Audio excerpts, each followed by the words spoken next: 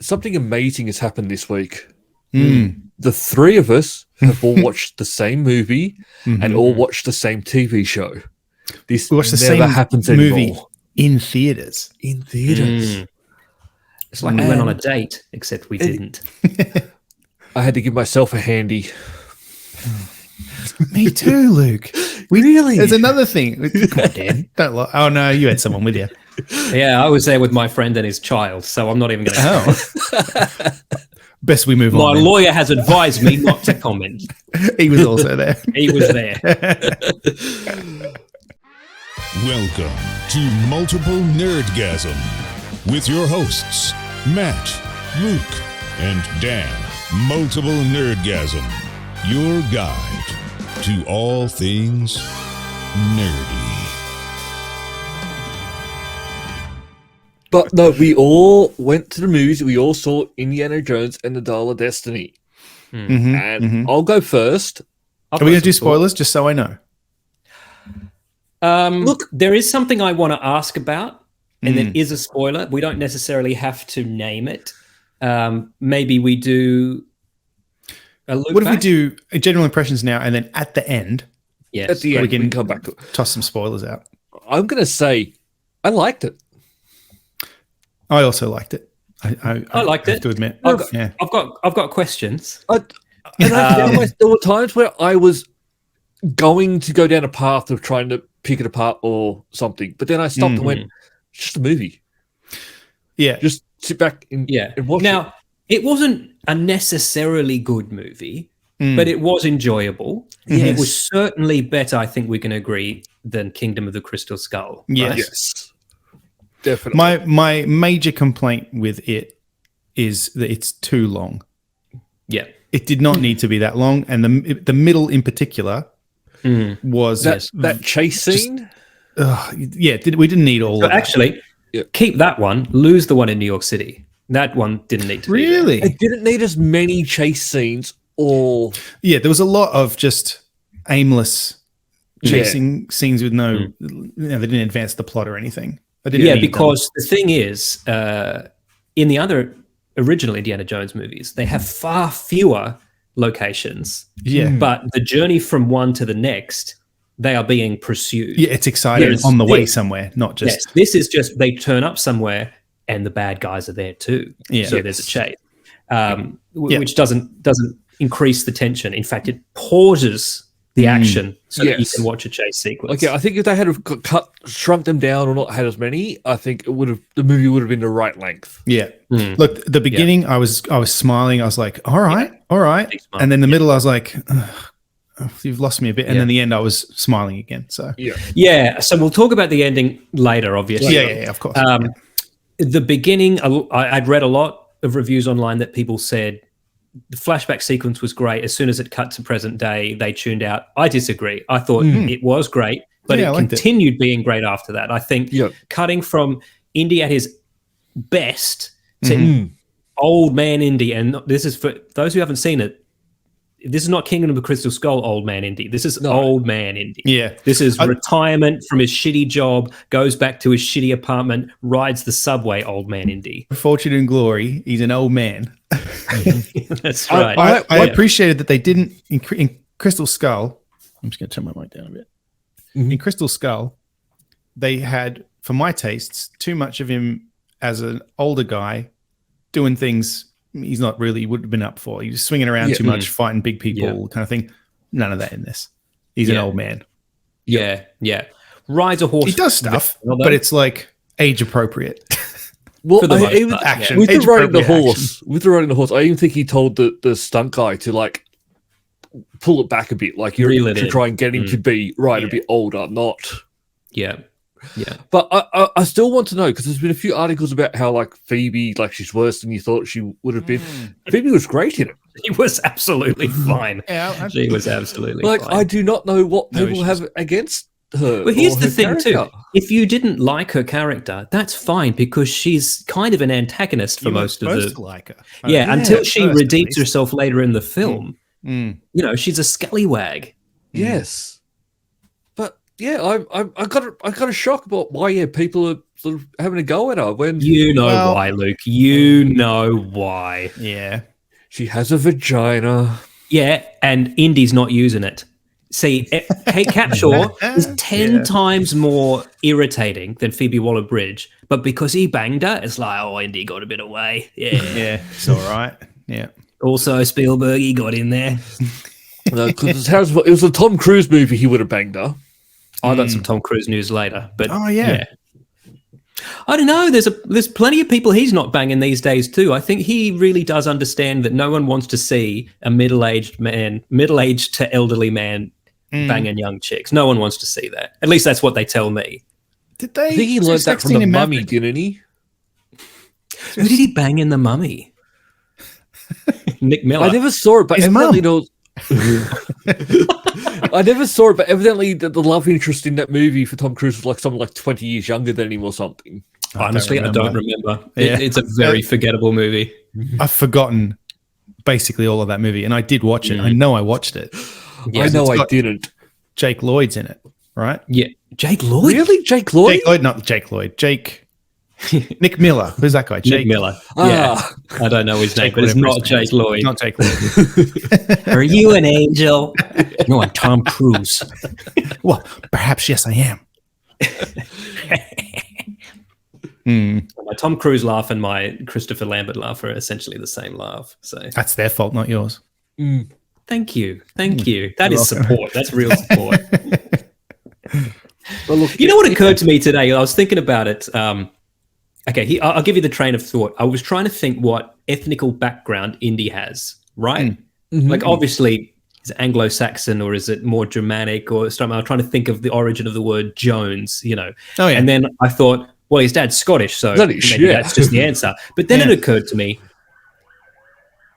Sean Connery does not ever change his accent, no matter what nationality he is playing. That's true. He's played a Spanish accented Spanish Egyptian. Egyptian, sorry, yeah. A Russian in that's right. Hunt for Red October, still just kept the Scottish accent. Even James Bond, who's supposed to be just like, you know, marmalade British, Scotland. Like, he didn't ever even pretend.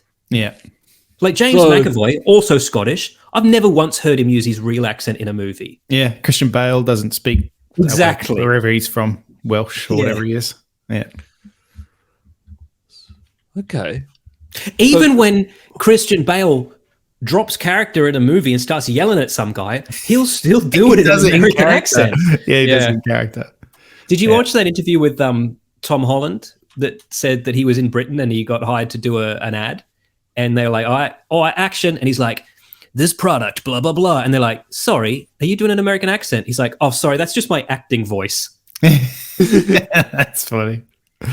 Yeah. Well, his is pretty convincing, honestly. Not all of them. Yeah, agree. Benedict Cumberbatch is a bit with his... But he's just so cool it doesn't matter. I am an American man. Another aside, have you seen that clip where Harrison Ford tells Benedict Cumberbatch that he's a big fan? No. They're both on the couch. Right. I think it must be Graham Norton and Harrison Ford and Benedict. And then Harrison Ford just goes, I've got to stop here and just tell you I'm just such a big fan of yours. And Benedict Cumberbatch is like, what? And then that's like, wild. I've got to take a minute, guys. Dan, I have some news for you. I've done some research. Indiana Jones is Scottish. Okay, there you go. All right. The Joneses are a family of paternal Scottish descent. Okay. According to Wikipedia. Paternal, so based on Sean Connery. Yes. Is there more evidence, though, that beyond that? I suppose Henry and Jones is definitely like, you know, Anglo-Saxon in some way. So it makes sense that he would be Scottish. Speaking of backgrounds, it is not a spoiler. I just wanted to say I really liked Mads Mikkelsen in this. Yes. In Dial of Destiny. And that scene when the guy delivers the food and he's like, oh, where are you from? Yeah. And I was like, oh. You and the guy's don't like, do that. Please don't ask. Mate. Yeah. And I'm like, no, he's such a good Nazi because he's like, it was characterization, not just, I mean, he did also say some evil things, but there was just the way he behaved was just like, he's a cock. Yeah. And it was a weird, we'll get into it a bit more later. Yeah. No, okay. Yeah. I was about to say spoiler. I still think this suffered from what Crystal Skull did in terms of too many digital enhancements. However, Yeah, I agree. much more subtle, much more subdued than Crystal Skull. Arguably. No giant a ants. lot more practical. No monkeys. Exactly right. But a few too many fake backgrounds for my personal taste. I agree 100%. But also, unfortunately, that's possibly really unnecessarily. They were at some beautiful locations. I just don't know why they didn't just film I those. suspect perhaps Ford is an 80-year-old man, and you got to shoot him indoors most of the time. Yeah, in air maybe. Conditioning. Like maybe it's as simple as that. Yeah. I don't mean to patronize him. No. Actually, I think it just comes down to it's just cheaper. But you're there anyway. There's outdoor shots, but yeah, maybe that's a second unit. But are they there? Yeah, exactly. They probably just filmed most of this on a lot somewhere. I watched an interview today. It just cropped up in Insta, but it was red carpet, Harrison Ford, and some journalist, smart-ass journalist, Australian, I think, goes to him, Mr. Ford, what's it like playing an angry old man at the end of his career?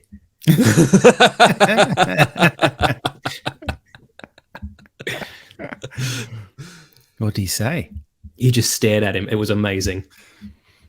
I like Harrison Ford in interviews. I think if he's getting along with the interviewer, he's very funny. If he's not, fucking God help that interviewer. You're gone. You're gone, mate. He's not interested in talking to you. Yeah. Even if you do get on, but he just thinks it might be funny to wind you up, you will be wound up. Yep. The I guess interview cycle for Blade Runner 2049 when it was Harrison Ford and Ryan Gosling. Ryan, I cannot believe how funny they are together. Yeah. And like, I mean, if I was interviewing them, I'd be like, please continue. This is let's go. fantastic. Yeah, that's right. I'm going to sit back and let this happen. Guys just talk. But I can see how that might be annoying if you actually want to ask them questions. Yeah. Interview each other. Yeah. So I need to ask, is this it for Harrison Ford? Is he all, do we think? Or is there more? He's promised this is not it for him. It's just it for Indy. Yeah, he's not going to do Indiana Jones anymore, but he's going to act until he physically can't, I think is what he said. So he's going to do like a Sean Connery and just, once he calls it, just disappear. Slap some woman and then die. Yeah, he's going to star in League of Extraordinary Gentlemen 2 as the Quartermain character. Yeah.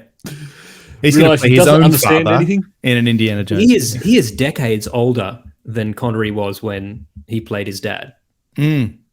Yeah, because I think Connery was 13 years older than Harrison Ford when they played in that film. Anyway, he wasn't as old as we thought he was. Harrison's never been young for us. No. He's always like when he started his career, he was in his 30s. Yeah. We've never seen 20-year-old Harrison Ford in anything. No, just those photos of him as a roadie for the Doors.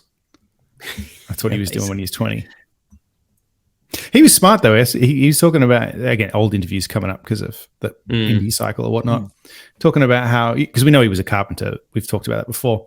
Yep. But the reason he was doing that is because he was smart. He watched all of his other active colleagues. Oh my God. So when he goes, that's the cup of a carpenter. You reckon he was noticing that from his own personal experience? That was unscripted, Dan. He's like, that's my cup. He's been using my cup. He knew if he could just outlast all of his competition in Hollywood, eventually he'd make it. So he was like, what's a skill I have? I'm a carpenter. I will work as a carpenter in that area. Which is a lot better than being like a waiter. Yes, exactly. More consistent. You can live off a carpenter's wage. Well, yeah, actual money. Yeah, like he had a wife and kids at that point too. And he was working for people in Hollywood. Not just in a kind of in a restaurant, but in their homes and things. As I said, like the rumor is that he used to be the one to go to if you wanted to have like his secret drugs compartment built in your jacuzzi. I mean, if I was going to get it, if I was the kind of guy who had a jacuzzi, I'd probably want a drug compartment as well. Yeah. And you'd want Harrison Ford to make it for you. Yeah, absolutely. Still to this day, even today. Yeah, actually, and it reminds me of Arnie. Remember that story about Arnie when he started that company before he'd even started a film. European chimney repairs or something like that, because he knew that people were into European brickwork. He didn't know how to build a chimney. He was just a big man. Yeah. And he wanted a job that got him outside and was lifting things. Yeah. And he got all his body. And his MO was that he'd go over to and talk to the person and say, "Oh, we can't do it for that little. Let me go talk to my mate," and then they'd go and speak in German to one another, knowing full well they'd take whatever money they were offered. Come back, he's like, "Okay, we might do it for this," but he says he doesn't want to, Yeah, and they just had this full-on business going. Yeah, he was, and then he bought all the real estate in Santa Monica, and then he didn't need to work at all anymore. Again, because that's where he was hanging out at the beach. And then he became a movie star because he could, because he didn't have to do anything else. As a hobby, he became the biggest star in the world. Yeah. Interesting. Smart. I mean, smart guy. Yeah, I told you I watched The Terminator a couple of weeks ago. I like Arnie in just about everything he's in. However, I will say James Cameron is one of the few people who knows what Arnie's specific strengths are, which is looking tough and not saying anything. You believe that that's not an Austrian accent, but a robot voice in that movie. Whereas in every other movie, you're like, where's he from? Like, why does he, like you mentioned Commando before. It's like, is this an Austrian expat working for the American military? Yeah, good point. I've never thought of that. Yeah. I think it worked well in Conan, though. Oh, sure. Oh, yeah. Where he punches a It's a Sumerian accent. Yeah. Prove it's not. Yeah. I liked the tone of Indy. I thought the tone was right. Yep. In a funny way, I thought the closest other Indy, tonally speaking, is Fate of Atlantis. Oh, sure. Rather than one of the films. Yeah, the game, because it's kind of got that global feeling. Like Temple of Doom, the whole thing's set in one place. You know what I mean? It's all just in India. Raiders is almost all in Egypt. Yeah. This one's all over the place, and it's almost a series of fetch quests. Find this, and that'll help you find this, and then you find this other thing, and that'll help you find it at the end. Quite globetrotty. Like, one thing I found quite weird about that, with it being very globetroppy, it's a word. Yeah, I can say it. Is they didn't have the map and the red ink very often. No, just the one shot with the just train the one of it. Yeah. Whereas it's weird because they did travel around a lot, but there was only one map. Yeah, true. Yeah, and I was looking for that. I'm trying to remember if they overused it in Crystal Skull, because I think Crystal Skull was a cautionary tale to them, because this pretty much tried to do the opposite of everything in that movie. Yeah, they used it so late in the movie. It would have made more sense to maybe if you're going to use it once, use it earlier. I would agree instead with that. of me going, where is it? One other disappointment I had with this, I feel like John Williams phoned it in. Nothing super memorable. Yeah. There's the most memorable stuff is the existing themes. Done. Yeah. Yeah. Where they brought back, characters and themes and things like that. And you go, oh, that's the music that I'm associate with that. But there's not what's the theme of trying to retire for a long time. Yeah, true. But like the Ark of the Covenant has a theme. The Holy Grail has a theme. There's a theme. There's various themes in Temple of Doom. Temple of Doom's music is fucking awesome. Oh yeah. Honestly, like it's stuck in there. But this just let the man retire. He wants to retire. To bed. Let him go. Yeah. They keep pulling him out of retirement to make one last. I wonder if he even did it. He just said, have a go, and I'll approve it when it's fine. To his team. Yeah. Because it's all existing themes that he'd written already. Yeah. I'll be interested. I'll check the soundtrack on Spotify. Maybe it was just like down in the mix or something. I just felt like there wasn't I was expecting a theme for the MacGuffin, because Indiana Jones usually has that. But I think also the MacGuffin was watered down by, like, you could argue first that tablet they had to find was like a proto MacGuffin.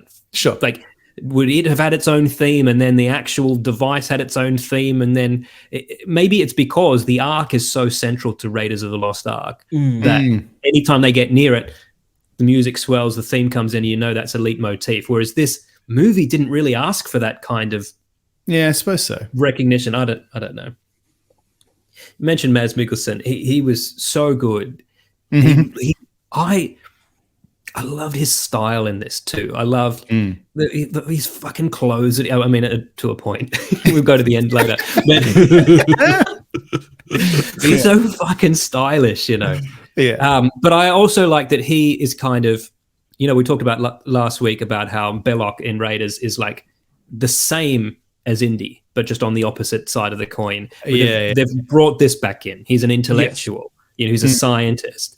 He wants to find this for his own personal motives. But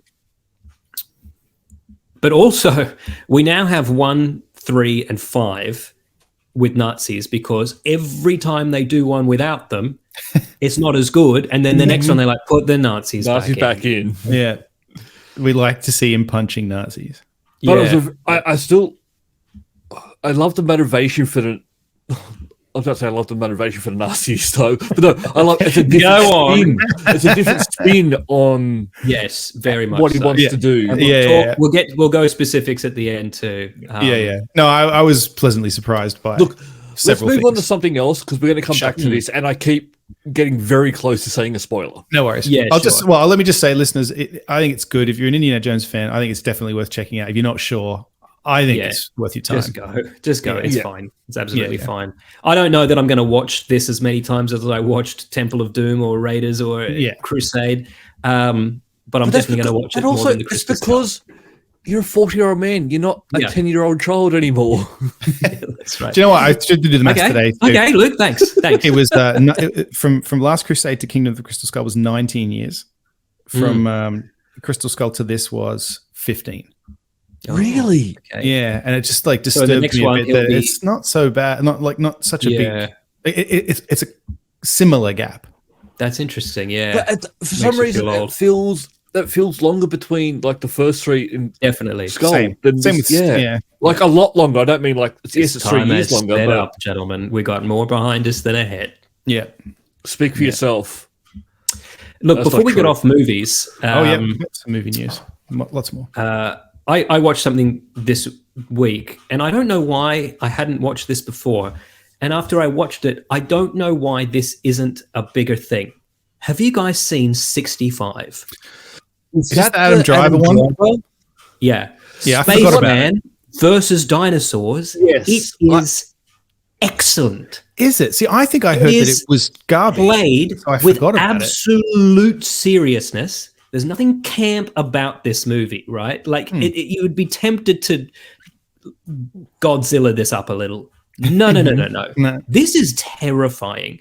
This is a man crash lands on Earth 65 million years ago on the day the asteroid is coming to wipe out the dinosaurs. Yeah, right. And he has to save the world? Escape pod. No, he just has to get the fuck off. It's excellent. Adam Driver is a fucking star. And as I must admit, I was watching this. He did this little smirk, and I was like, man, he's got almost a young Harrison Ford look. Have they ever been in a movie together? And I started to Google, and then I was like, of course they have. Of course they fucking have. This movie is dead set excellent. Okay. All right. And this is obviously a visual effects extravaganza, except they never draw attention to themselves. Like, the only reason there must be CGI is because you can't get dinosaurs, not yet, and spaceships, etc. I think you'll both really like this. One of the ones we spoke about it when it was coming out and saying like we all wanted to go see it. But it's just one of those ones that sort of slipped off the radar a little bit. This should have been the biggest movie of the year. I heard that it wasn't good. I'm sure I did, and so I kind of dismissed it. Yeah, okay. Yeah. Minute 1, he's on a ship crashing into Earth. Like, they don't waste any time. There is no fat on this movie. Also, have a guess how long the movie goes for the runtime. Hour and a half? 90 minutes exactly. That's perfect. Yeah. They went feature length, no extended sequence. That's what Dial of Destiny should have been. There's history, but there's no fucking 2 hours max. Yeah. No, it's excellent. Put it on the list. I might watch that today after I finish watching Silo. If you don't like it, I'll eat my fucking hat. Which one? I'll get a hat and I'll eat it. We get to pick which one. Yeah. My yarmulke. So you're watching Silo now, Luke? I am. I'm up to episode 8, so I think I've got 2 more left. Yeah. Cool. Another first in a long time that we've all watched a show at the same time. We're all enjoying it. And you're right. It's so you're watching, but you don't know where it's going.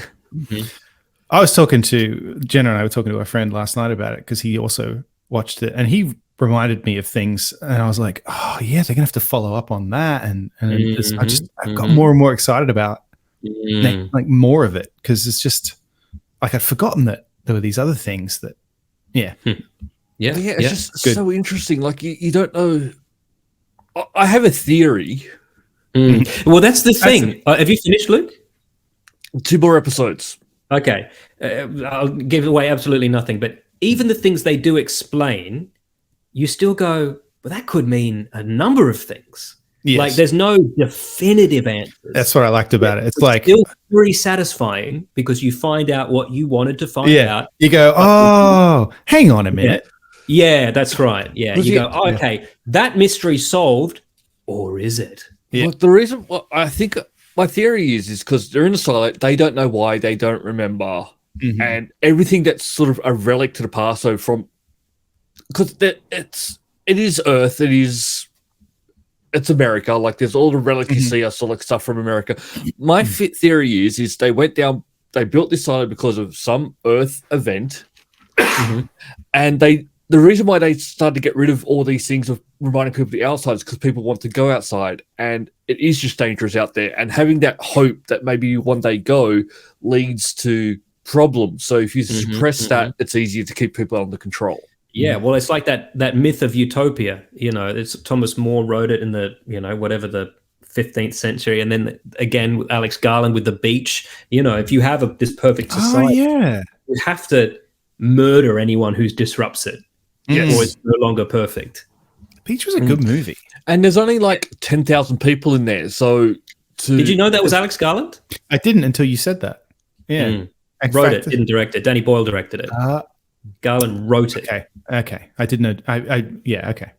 So like 10,000 people is not a lot. And if you start to separate, it's very hard because everyone has their own job. And if you don't all work together, it all falls apart. But you can't have extra people in there because you can't support that either.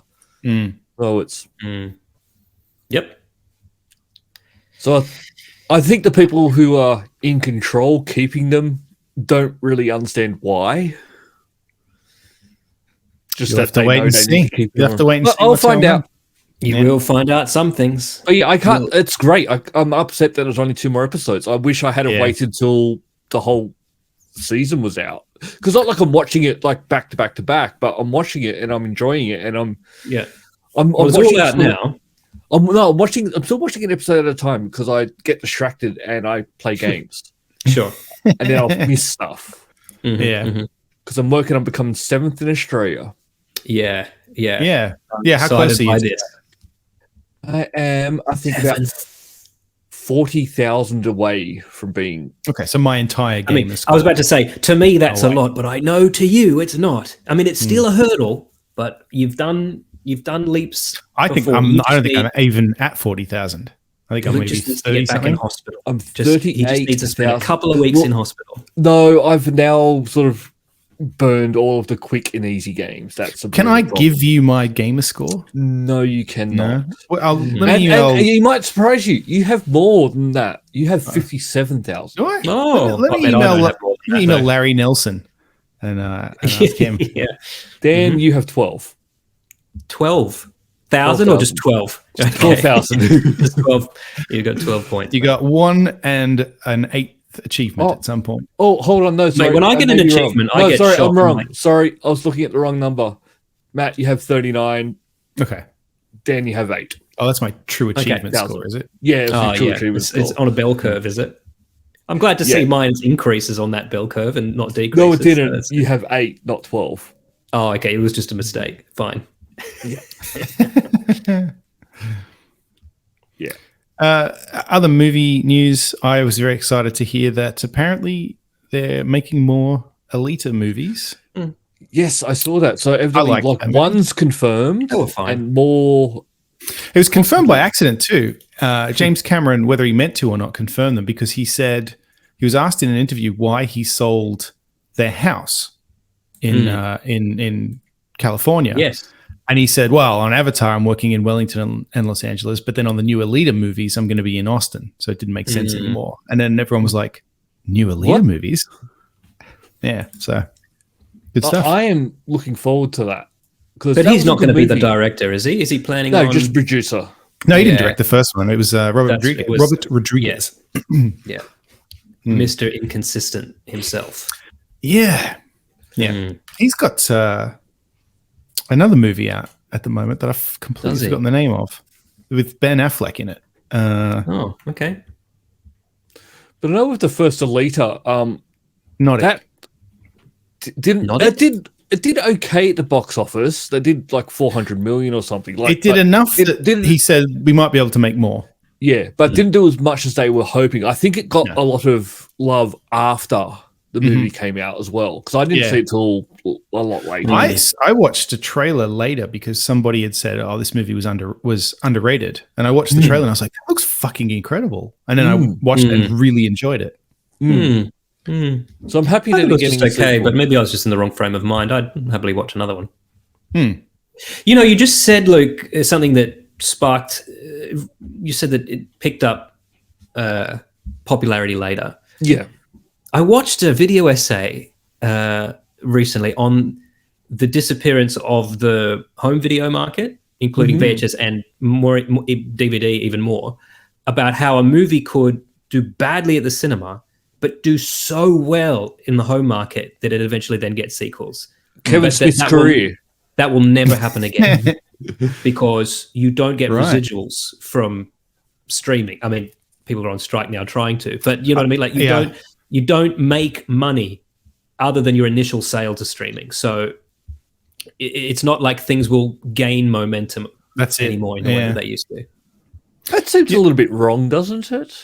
Or does it? I don't know. I don't understand money. We can talk about the strike of that a bit, actually. We've got a bunch of news related to it. So strikes, plural now. Yeah, strikes. Good point. Yeah. If you haven't heard, listeners, the writers have been on strike for 2 months now, and then now the actors are on strike.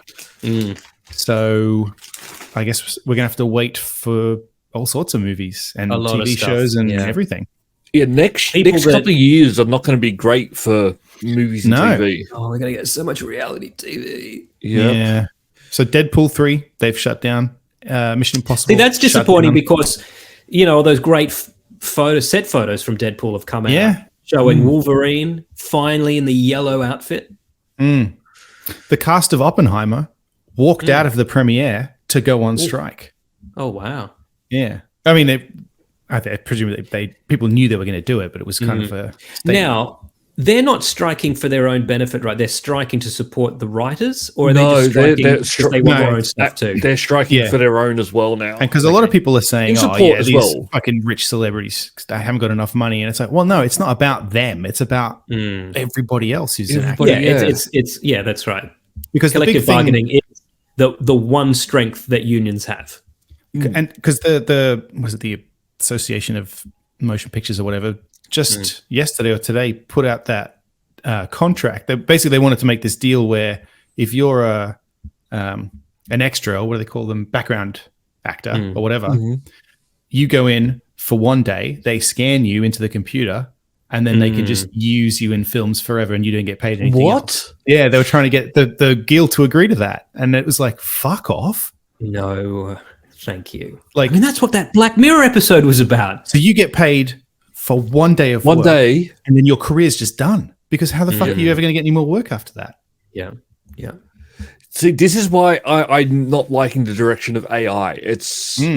Is just getting rid of writers, actors, everyone. Yeah. And there's we thought it was going to kill us all and take over the world, and robots were going to rise up. No, it's just fucking up our entertainment industry. Well, no, exactly one of those things where everyone's like, "Oh, don't worry, that's not going to happen," and then they literally are like, "This is what we'd like to do," and it's like, "Yeah, hang on a minute." Of course, they said that. Like, yeah. Well, it's even like with the new apps out there that could like mimic someone's voice. Like that's going to take away jobs from voice actors. I saw somebody made on it was a YouTube video. Somebody made it's Johnny Cash singing Barbie Girl. Yeah, I heard that. Yeah, it is. I mean, it's incredible. It's not Johnny Cash, but you wouldn't know. It just sounds like Johnny Cash singing. Barbie See, girl. and this is one I see. So if it was I'm someone, a Barbie girl. If it was fucking great. Yeah. and I think there's a big difference between someone doing the voice and acting that out, like so they're mimicking the voice, just program it into a computer and going do it. I think there's a huge difference. And You're very pro-human being, Luke. It's not very crazy, isn't it? And Bob Iger was interviewed the other day, head of Disney. He fucking was. He didn't have a lot of nice things to say about the strikes. Which I guess he's the businessman. He's the worried opposite. about his yeah. His point of view is basically, you are going to fuck this industry if you all go on strike. Yeah, and also I think what he was saying is that, but he said their demands are unrealistic. Which and I think his point is that everyone has had to make allowances and sacrifices post-COVID and in the streaming era. Yeah, because he mentioned something you said, which is that streaming is not profitable for anybody. It's just not. Yeah. And so they still haven't figured out how is this going to work? Like, this system doesn't work. We're all just pretending everything's fine, but it's not. Yeah, we as audiences demanded it. And as we've discussed, so many old filmmakers and stuff are begging us to go back to the cinema, and we're like, nah. Yeah. Well, they're not going to make movies anymore eventually. It continues. That's the bottom line. I think that's the future. Like, you don't have that traditional format anymore. I think that is they the future. certainly won't be the $400 million budget movies. Well, and then Nicholas Winding Refn came out this week, and he said that, and good, let's just fucking burn it down, see what happens. Like, all right, mate. I mean, that's a very dangerous point of view, isn't it? Yeah. Like, you have a movie that goes for an hour and a half, 2 hours, that costs $400 million. And then we'll have a television show like Silo, which we're all loving, which has how many hours and probably costs less than that in total.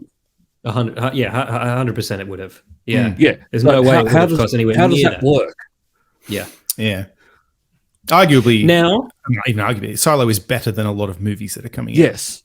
Yeah. Oh, yeah. And a lot cheaper and look, a lot longer. Indy, I liked Indy, but it wasn't a good movie. I'm not going to say it was a good movie. No, it wasn't. No. And the thing is, I know enjoyable. it wasn't, because this week I watched a couple of really good movies. And in fact, Matt, one of them was on your recommendation because I went and watched Jack Reacher, and it is fucking great. Yeah, it's a good movie.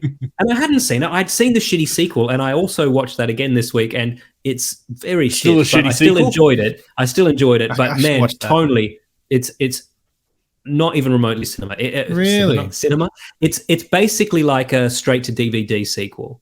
Different director, completely different tone, weird editing, weird pacing. Really? Just not as good. But yeah, that Jack Reacher is dead set good movie. Again, it's a good movie. Okay. Couldn't trim anything out of it. There's no fat on that movie. No. You know? Interesting main character, interesting plot, interesting villain. Is it played by the same person, or is it? Yeah, it's Tom Cruise again. Okay. Yeah, so that's the only thing that carries over. And Colby Smulders at the start, it comes up a Tom Cruise film of the sequel. Oh. So maybe it's that whole thing where Tom Cruise got his hands on it a little bit more. Yeah, calling the shots. The Mummy, it's essentially. Not Quarry. Yeah. I watched another good movie this week too, and this is an old one, so I'll just shout it out. Do you guys remember the Thomas Crown affair? Yeah, with from the 90s. Pierce Brosnan. Yeah. I reckon you could if you tacked on a fucking title sequence onto this, you could just say this was a James Bond movie, because he's as much playing James Bond in this as in any of his Bond movies. Yeah, right. And it's just a great movie. Original concept. I mean, no, it's a remake before you write in, but an original concept. Just a solid story. Again, 90 minutes. Here are the stakes. Here's the protagonist. Here's the antagonist. Here's the conclusion. Bam. Wasn't that good? Like, there's no excuse for all these. I mean, I know it's easy to rag on superhero movies at the moment, but just like you come out of so many of them, you go, that was fine, I guess. But like, yeah, they're all the same now. Yeah. Like, literally, they're all the same now. James Gunn said that. The problem is that they're all just saying the same shit. Well, I'm going to go back. What they should have done for the Marvel ones is just Endgame stopped. Yeah. Retired. And then start again. I loved Endgame, but I'll never watch it again. Not because I'm boycotting, but it's just not the kind of. It just got no replayability. That's like fair. what was the one before Endgame? Infinity War. Infinity War, yeah. Yeah, like it was also good. I couldn't tell you what happened in that one as opposed to Endgame. Like it was just the conclusion to a very long saga. As Luke said, it was a very, very good ending. Walk away. I think the problem we've got now is a lot of the actors that we know, they're all sort of moving on, retiring. So they're all, a lot of the movies now are who's going to be the new person and that and that and that. And I think that's where it's struggling a bit. So if they had to stop and then just start again, don't start with Iron Man, start with a different one and pick a new storyline and just play it out again. Well, James Gunn has said that is what he's doing with Superman. Yeah, because people got confused, reset everything, which is fair because he is continuing over some actors in roles, but the character will be reset. So even though it's the same person as a character, don't for example, I think Margot Robbie may still be Harley Quinn. None of the films you've seen are relevant. They don't exist. Yeah. I can sort of see that because she is good at Harley Quinn. Yeah, he's not, and she's enjoying doing it. That makes money too. But I think also the ones Peacemaker, that are like Gal Gadot may stay or may not. She, they'll probably get a feeling for how people feel about that. You say that, but I think Wonder Woman 2, the second one, was like the third biggest money loser after The Flash and one other. Of all of the superhero movies. I guess it depends on that, whether that's her fault or his perception of I just don't think she's as big a draw as. No, I don't think that's her fault. It's that movie was sort of set, which didn't quite make sense because remember, like when she was first introduced, you haven't been around since like World War One, and there's except for this time in the 80s where you were running around doing all this stuff. Like with the movie security cameras on you and stuff. Yeah. And even though they did try to go, she broke them, so it's fine. It's really, come on. I didn't mind that movie, I'll say. I didn't mind it. The second one, I haven't seen it. Yeah, I thought the second one was better than the first one because I thought the first one took itself way too seriously for what it was. And the second one knew it was garbage and just went, let's just be cheesy and camp. Oh, maybe I should watch it. Well, the reason people were asking James Gunn about this is because the news came out about the rest of the cast for Superman, including... yes. Why can't I think of his name? Nathan Fillion as the Green Lantern. Yeah. What? I knew it was Carl. I didn't know Green Lantern. And people were like, Lantern. He is, Luke. And then everybody was like, hang on a minute. He's already in Suicide Squad as that character. And then James Gunn was like, no. Forget about that. None of that exists anymore. Yeah. We're rebooting. He even said you can watch season 2. No, they've made it. And they've said you can watch this without having seen season 1 or the movie, and it doesn't make the slightest difference. Don't know, mate. Just a different adventure. This is not helping, James. And what also is not helping is we're still getting the Joker sequel and we're still getting the Batman sequel. Oh, yeah, good point. The Robert Pattinson one. Isn't the Joker one a musical? Yes. But apparently it makes sense somehow.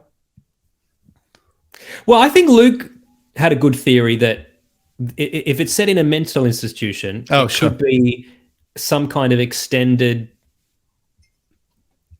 not dream sequence, hallucination or, psychotic episode.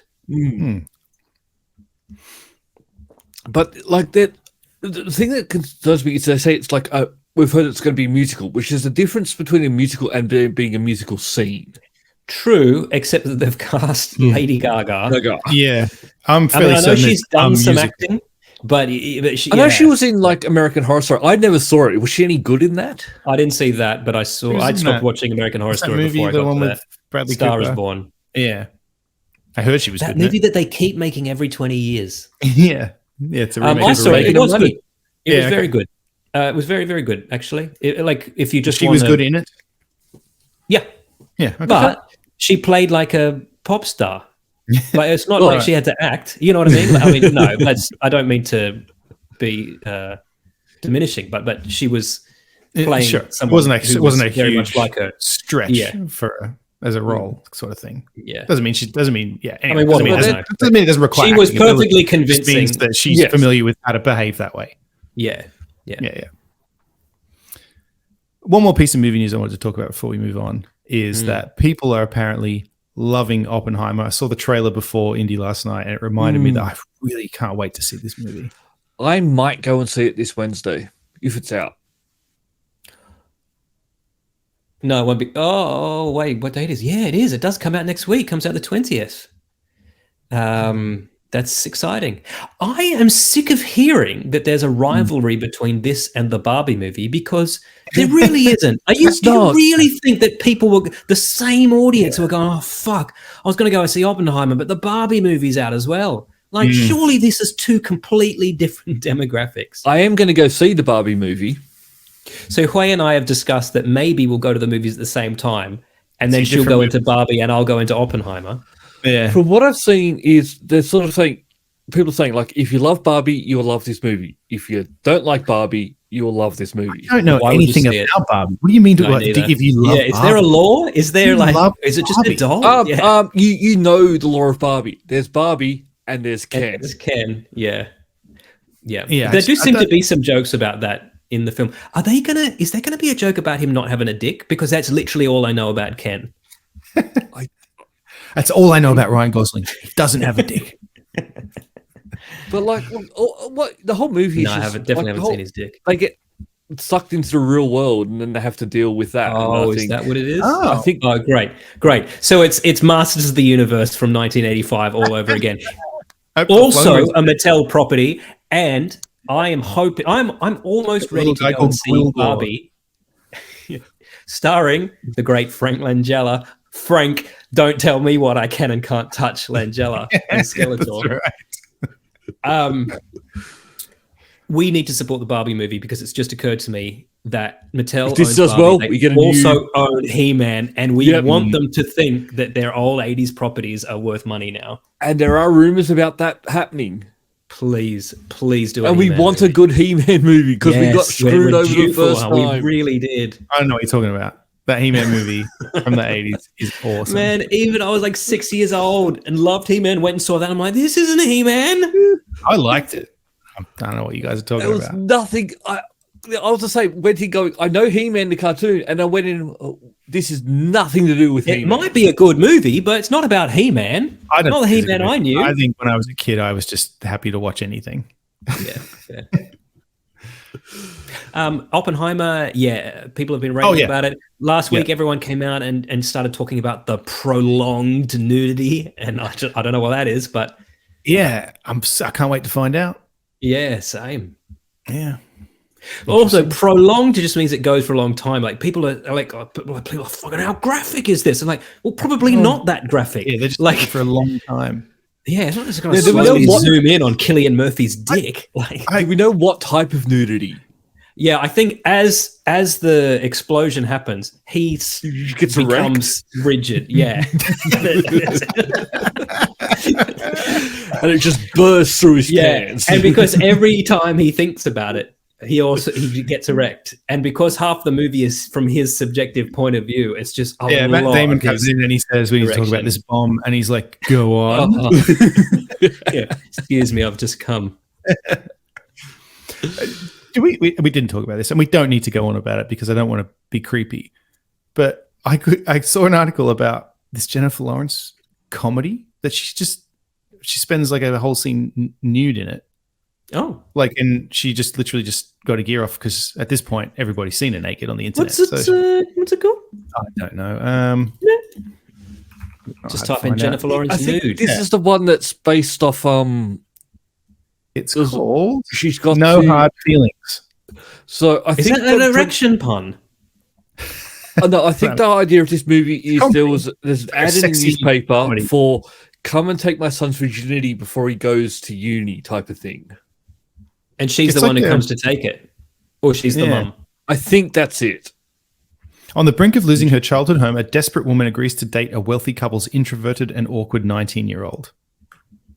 And apparently, there's just a scene where she was just like, no worries, I'll just do the whole scene naked. And then you see everything.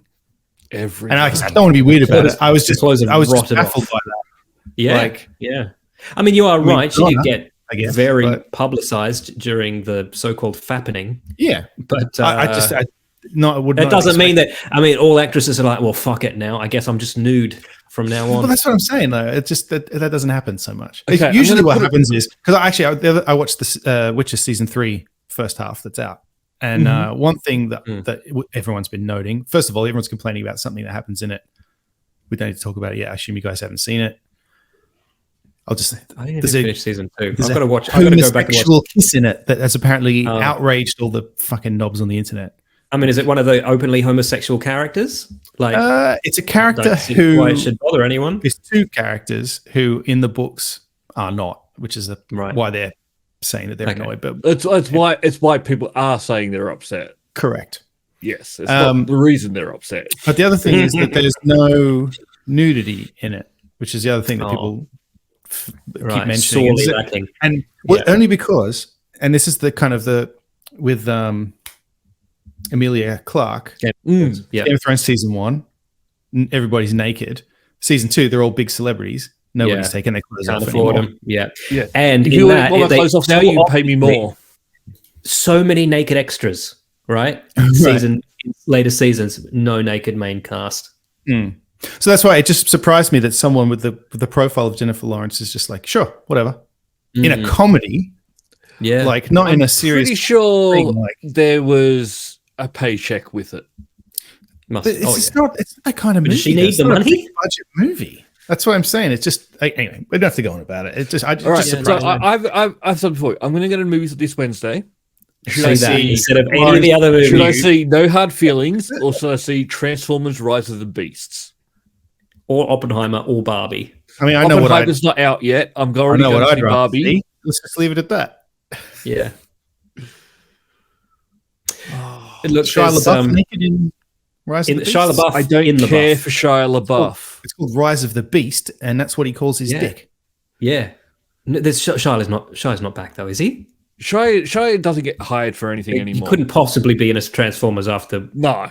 Wouldn't have thought. Is it still Marky Mark? Or is he also on the outskis? Who's in these now? No humans. I don't even know. Just I know they've got it's a cartoon. I don't know who it is anymore. I think they're just going with someone who will make into a star. Bring back Orson Welles. When he left the franchise, Elena Wallace. Wait, is this the actors, or which is the actor's name and which is the character's name? I don't know any of these people. I can't determine which is the actor's name and which is. It's a movie for young people. We're not the target. Okay, that's the character's name. Anthony Ramos, Dominique Fishback, Luna Lauren Velez, Dean Scott Vasquez. I don't know who these people are. I like the Bumblebee movie. I didn't see that. I actually enjoyed it because it was a bit different. To be fair, I wanted to see it. No way I didn't. Men. So maybe these people are celebrities. We just don't know. That's what I mean. Like they could be very popular, but not with our demographic. Oh, God. That happens. Look, there's only a few more minutes left in the main show. Oh, true. So we should go back to indie. Switch back to indie because I'm desperate to hear what you thought of the ending. Did you buy into it? If you're scared about spoilers... We're going to do indie spoilers for the rest of the show. Just turn it off now. Just turn it off. Or go to patreon.com/multiple nerdgasm. If you want more, pay us $10 a month. If you want more spoilers. We want to talk about any spoilers in the after party. We're going to talk about another movie in the after party because I want to. Oh, yeah. A movie called Sound of Freedom. And if you want to hear about that. Sounds like an American movie, Matt. Sounds like a movie about and the reason I want to talk to you is there's a bit of controversy around it, and I'm curious as to whether this is just an American thing or if the whole world is concerned about this. So, well, we don't know about this movie. It's an American thing. We'll talk about it. Americans take things very seriously, especially things that have the word freedom in the title. So let's come back to that. Put a pin in that. Patreon.com/multiple nerdgasm. But Indy, so they really jumped the shark and went with time travel. I can't believe it. Luke was right this whole time. Luke called it months ago that this would be about time travel. I can't. It wasn't the same time travel that I was thinking, but I've got questions about how this time travel works. When they explained it, I was like, "Oh, okay, yeah, same." But I've still got questions. So where do we want to start? So let's sum up. What the movie's about. Them trying to find this dial that Archimedes built, the Dial of Destiny. which presumably they assume kind it of is time something machine. that finds like time, temporal fissures in space, fission in space and time that can help you travel through time. Yeah.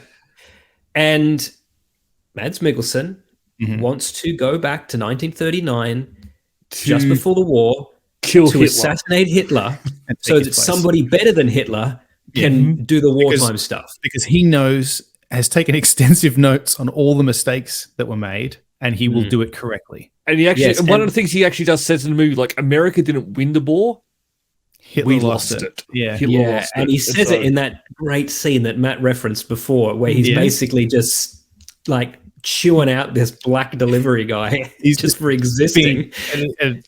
Prime Nazi example. Creep. Yeah, that's right.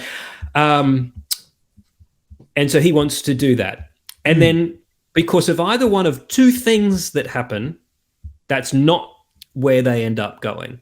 Right, because when they're on their way to do that, Indy, I guess, either figures out or he knew at some point that Archimedes existed in a time before they had learned about continental drift.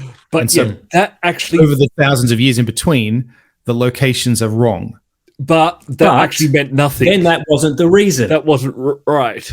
Because Archimedes made it so that anyone would come back to him. Oh, that's true. Yeah, he made it. But that's what I'm confused about. Time. Why did they have that entire thing about continental drift? Because in my head, like you, Matt, that was still what was the problem. Because I was like, what a fucking coincidence then that they ended up at this one spot. Yeah. No, that was, I think that was more so Indiana Jones trying to think of rules like, don't do it, don't go back. Try to talk him out of it. Try and talk him out of it. I don't think, because it was convoluted. It messed it up. It made it way too messy.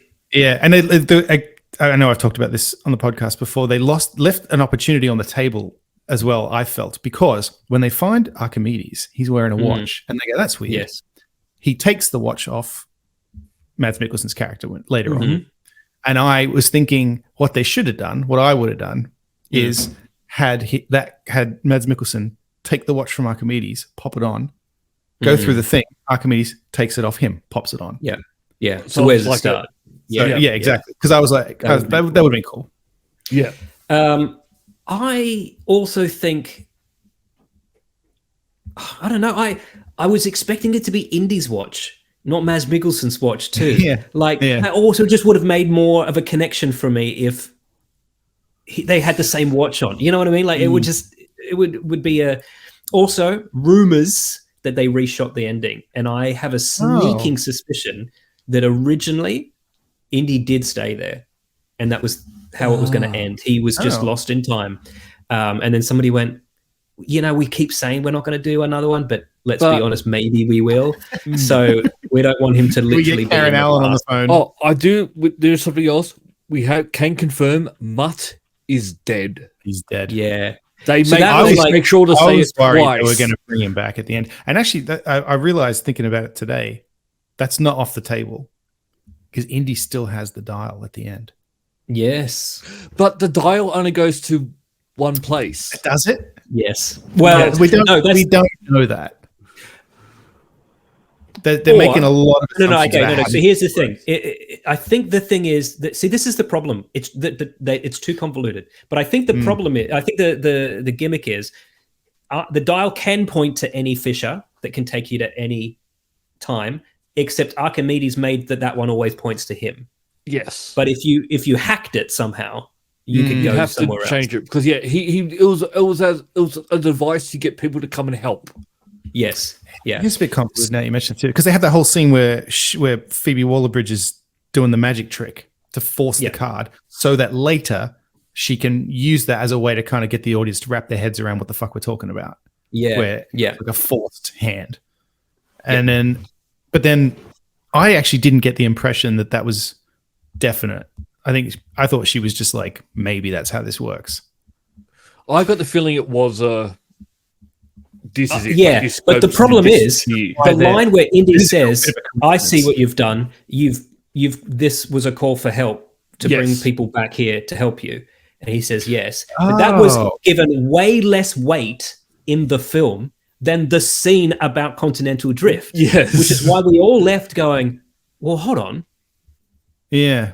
They should have Yeah. just removed that. It was unnecessary. Well, there's a lot of fluff, to be honest, in it that we could have done without. Honestly, I could have done without all of that stuff about her fiance or whatever it was. Like, oh yeah, that didn't need to be that was there. weird. Her little short round, very cute. Also, just could have written him out of the whole movie. Well, I think that her short round was better than the CIA agent. That they just kill off midway through. Pointless. Yeah, she was pointless. Yeah, there was that they killed her off, and there was no point to her. But you remove her, nothing changes. The whole middle of the movie could have been trimmed down by like an hour. Honestly. So you guys want to hear the best suggestion ever? So I saw this movie with listener Grant, right? Mm-hmm. When Mads Mikkelsen announced that his plan, his evil dastardly plan, was to go back in time and kill Hitler. Because you think he's going to go back and help him for most of the movie, and then he says, "Oh no, I'm going to kill him." Yeah. Grant thought, and this is fucking genius. Grant thought that meant Indy would have to go back in time to save Hitler's life, so that the future will continue the way it has. That should have been the ending. And when he told me that, we were walking out and he was like, you know what I thought was going to happen? And he said that, I was like, well, that's what should have fucking happened. Imagine that. Imagine the irony in that. Don't think they're going to make a movie where Indiana Jones goes back in time to save Hitler. Unless was the one. Unless they Spielberg refused to direct it because they did make that movie, and one day we'll get to see it. Yeah. Spielberg was in dailies and went, "Is he saving Hitler?" Yeah. I should have read this script before I signed up on this. I really should have read to the end. That would have been great. I just have a feeling that's not the case. That scene where Salah drives Indy to the airport and goes, "I've brought my passport because I'd actually like to come on this adventure with you," and Indy's like, "No." Mate. He's actually come out and said like he feels like he was underutilized and he would have. Yeah, so I think that was all ad-libbed. I think it was like, well, also Salah comes along, right? Yeah. Because it sort of doesn't make any sense. That's how movies work, right? I can just from my movie passport. Yeah, that was John Rhys Davies out of character going, if you guys are going to fucking Tunisia or somewhere to film this, I can come with you. But it sort of would have made sense to take him. Yeah, it would have. Yeah, I do love that at first I laughed because he's a cab driver in New York now, and I was like, "Come on!" But then he explains. He actually says, "Oh, this is Indy who brought us here. During the war." After the war. Yeah, and I was like, "Oh, that actually makes sense." In New York than a successful person in like I was like, "That makes sense." Middle East. Yeah. At first I was like, "Oh, that's a bit on the nose," and then, oh no, actually, that follows. People on the internet going, "Well, she's still having kids." Like, I'm pretty sure they were his grandkids, right? Yes. Yeah. But I thought. I think he even says that it is, right? Yeah, he does. He says that. Yeah. He says his daughter lets him watch something on TV. I forget what. That's right. Yeah. Yeah. No, I loved that. I loved all of that. I thought it was nice. Even at the end, the schmaltzy ending where, spoilers, Karen Allen comes back in. It made me very sad, honestly, in a way, because I was like, it was too real. Yeah. Because it's Indiana Jones, and then this is how his story ends. Yeah, because also in Crystal Skull, which is it's canon, right? He gets fired from his university job where he's like a tenured professor, and now he's working at just some community college. It's a real downhill slope, and and then Karen Allen comes in, and I mean, Karen Allen in the 80s, Karen Allen now. It's like it's just not. Oh, come on! No. What? What I mean is, it's just not. He's an 80-year-old man. He doesn't want her to be. No. I'm gonna say I felt like she aged a lot between. It's not the same thing. Like, it just doesn't feel as like it was this very handsome man and the beautiful woman. It's kind of like, look at these old people living in that apartment. Like, but that's not even living there. She doesn't live there anymore. No fortune and glory. He just lives in that shitty apartment. He has to yell at his neighbors with a baseball bat to turn the music down. An old grumpy shit. Yeah. When he puts the magnet over her face on the fridge, and then in the end, when she is there, he just casually slips it back off. So good. But also, it really, when you watch Raiders now, like, she is the love of his life. Yes. And I mean that because, like, first off, he molested her as a child, so we know that Yeah, happened. She was 14 years old. Yeah. Then they had that affair again when they were 20 something, and that ended. And then in the flashbacks sequences, he has pictures of her, so we know that he's kept her on his mind. Like, so we've seen him in these 20s, 30s, and 40s, and now 50s and 60s. You know what I mean? Like, she's always been the one.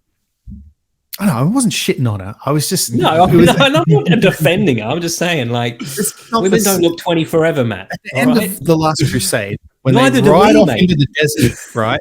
Yeah. Like more adventures, and that was do the you mean ending. the perfect ending. Yeah. And they ride. There's more adventures. They literally ride off into the sunset. But then now, no, that movie's literally called The Last Crusade. Like, alone. And then those kids are going to find him when they smell him 2 weeks later. It just made me go, oh, okay. Yeah, well, right. I was watching that follow-up series to Sex and the City, which also you forget. And just like that, old, right? Yeah. They're watching that at the moment. They're elderly women, and it's depressing because, like, I've seen the odd episode of Sex and the City. I know it's about young women partying in New York City. I know about it. Yeah, they have cocktails. They've all got great jobs and good romances and one-night stands and stuff. This is just old women, sad old women. Like, it's really depressing. Yeah. I don't know why you'd want to watch that. But then again, we just watched Indy's version of it. So, yeah. And, like, not to say, I don't know how would his story end. Obviously, it's just odd to see it, you know. Mm-hmm. And it's almost like, did we need this? We definitely didn't, and they didn't. The studio thought they were going to make some money, and they really didn't. But at the end of the day, I enjoyed it. No, I did enjoy it. It just, I'm happy we got it. We didn't need it. The fact that they said Shia LaBeouf was dead without even giving him so much as a cameo or flashback was I like loved it. It was like in fucking that last James Bond when they're like, Blofeld, nah, he's dead, mate. He is. It could have been worse. Well, the way that he tells it when he gets upset and he's like choking up saying it, I was like, okay, all right. Yeah. At least you did it. Not in a true, but didn't you get a sense of that? Remember Homer Simpson's dog character in Itchy and Scratchy and The Simpsons that everyone hated, and they were like, yeah, and he died, and then it's like the studio will promise that he will never return.